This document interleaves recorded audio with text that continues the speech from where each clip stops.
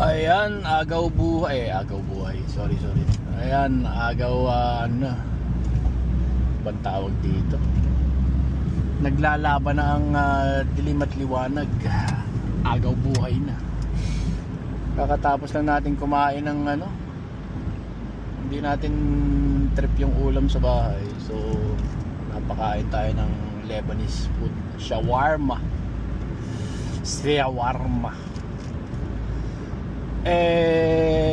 Ang bili natin sa shawarma nun ano lang 18, 19. Ngayon 25 na. Grabe magtaas yung Lebanese na yun. Kung hindi ka lang masarap hindi kita kakainin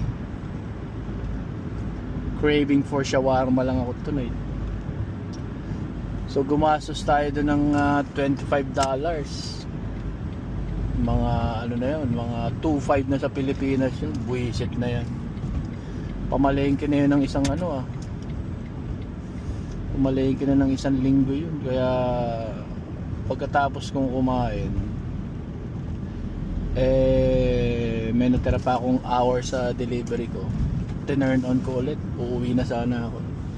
Pinasukan tayo ngayon ng pambawi sa kinain natin. So tatapusin na natin yung isang oras natin. Baka mabawi pa natin yung kinain natin. Hindi tayo talo, di ba? Kaysa uwi ka sa bahay, magbubukas ka lang ng beer, sabay kain ng chips, video okay na kaunti, talo.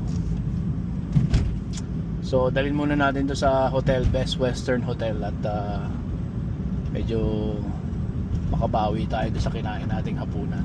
Alright, let's go!